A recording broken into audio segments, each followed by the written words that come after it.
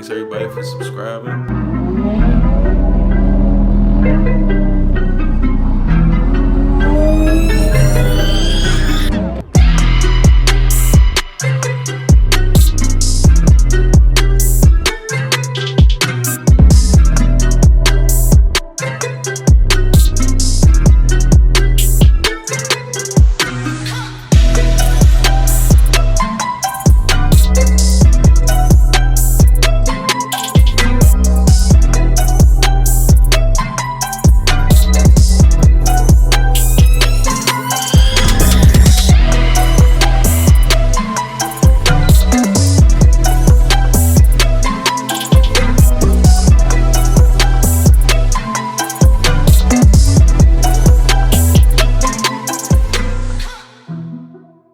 Hey, what's going on, guys?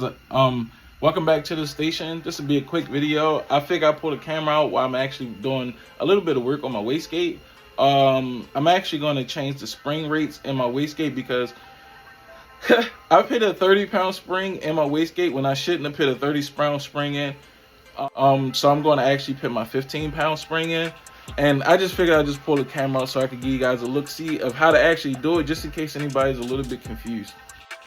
For the new guys, if you don't know, this is a turbo manifold. This is the front half of your turbocharger. This is the actual wastegate I'm running. This is a 40 mil precision wastegate. It's a little bit on the smaller side. The Tau 40 mil is way bigger than this, so I didn't actually know this was this small when I got it, but I mean, it's beautiful and it works. I had this on the car for a good long time. It was like 2 years or so. These are actually springs that come with it. I bought it brand new, so it does come with directions. And this is the screamer pipe. I welded this extra piece of the pipe on so that way the actual, when the wastegate opens up, you know, this actually spits fire and all kinds of flames and all kinds of junk and stuff out once this opens up. So you want your screamer pipe, as long as you can get it, the way it goes down to the bottom of the car past the subframe, because with fire and water and all that doesn't mix, everything start rusting out. So long story short, you want your wastegate screamer pipe as long as you can get it, or a dump tube. A lot of people call it a dump tube. I think mine's a little bit too long, so I put it on the car and I probably cut a little bit off some. I'm not sure yet. So if you got a precision wastegate, this would be cool. So I'll give you a quick rundown. This actually bolts onto the turbo manifold, and you want it to face backwards, or whichever way you're going to pitch a screamer pipe or dump tube, because the dump tube actually hooks up to here. If you're running off a wastegate spring pressure, you want to plumb it into this lower one.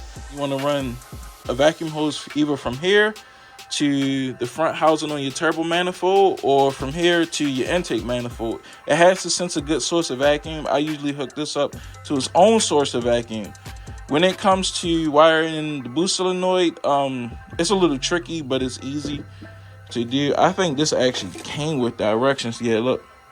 So that is how to plumb it in with just using your wastegate spring pressure. And this is actually with a boost solenoid. So if you want to screenshot it, because I know people buy them used all the time and it doesn't come with directions. So this is with a boost solenoid, and that's just running off a wastegate spring pressure. So say I put a 15-pound spring in here and I ran off a wastegate spring pressure. The highest boost I can achieve is 15 psi because I'm only running off a wastegate spring pressure, which is here. So if you have a boost solenoid, you can adjust it to when you want your wastegate to open up. So if I put a 15-pound spring in here and I hook it up to the boost solenoid, I can up it to like 17 or 20. I think I was running a 15-pound spring, and I think we had it set at like 17 psi or something like that. So yeah, that's a quick rundown on that. So anybody who needs to learn how to plumb it in, that's pretty much cut and dry how you plumb it in. So my advice, if you're changing the wastegate spring pressure, I highly advise you to either go get a C-clamp that you change brakes with, or use a table vise, because this thing holds a lot of pressure and you don't want to go unloosen it and this thing just explodes on you and parts go flying all around your house or your garage. I have did this with a C-clamp before. It's not easy at all with a C-clamp, but with a table vise, it's actually sturdy. It's in one place, and you can go ahead, do your thing, get it unloosened, and drop your springs in. So I'm using the table vise. If you use a C-clamp, you can do it. Just take your time and be careful.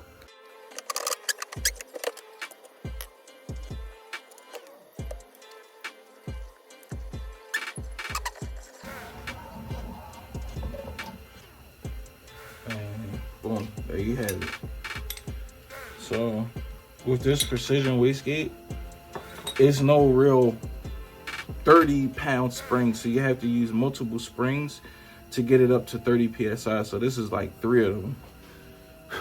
So what I usually do, I check my diaphragm, make sure it's not ripped or anything is pinched, because if this is pinched, you get a bad boost, you get a bad reading, and this either A, won't open up, or B, will leak, or C, it might get stuck closed, but usually it'll just leak if this is pinched.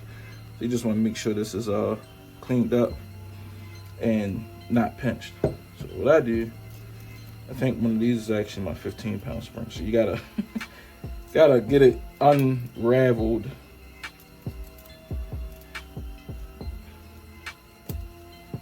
This one, then this is 2. I think this is the heart.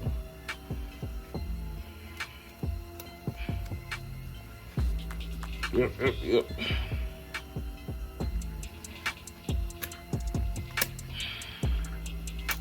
You just spin it.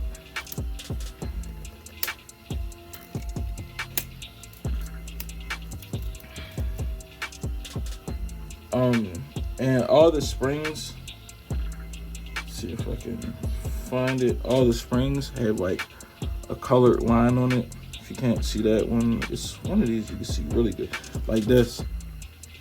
And this is actually, that line actually lets you know what the spring rating is. So you just match the colors up. If you don't have the directions to your wastegate, if you have like a towel or anything, you can Google the actual spring rates that these actually are by the color.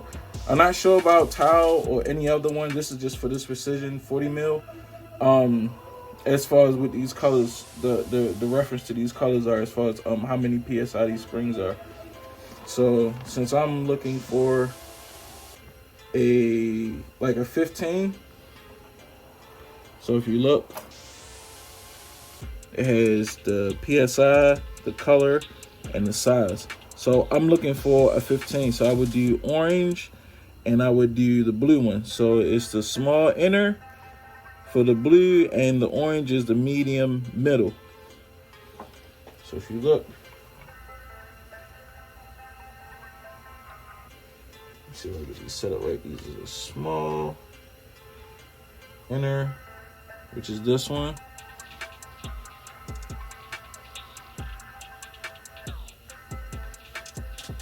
And boom. So yeah, we just do 14. I want to do 16. But if I was to do 16, I would just put this one in. This is just straight 16. I'm gonna just do 16 instead of putting 2 together. I'm just gonna put this one together. So if I ever build another car, I got extra springs laying around. So because we're gonna do way more than 14 psi on this next go around. So I'm gonna go ahead and put this one in. As you see, large outer purple, and you just look at the line on it that they actually drew on it, and you literally just sit that in there like that. Hold up. Yep. Sitting in there like that. This right here is not gonna be hard at all to compress. I probably can do this with my hand. But when you have multiple, as far as bumping up the PSI, it is harder to put this thing together. So before I put it all together, and I always keep my directions. I usually keep this box all together because it's all the pieces. So I got everything lined up like this with the shop towel, so that way I don't damage, or it's already scuffed up, but to just do any more damage to my actual wastegate. So and so I probably could just do this by hand like that. You just squeeze it all the way down and do it. But to make my life easier, since it's here, I just use my table vise.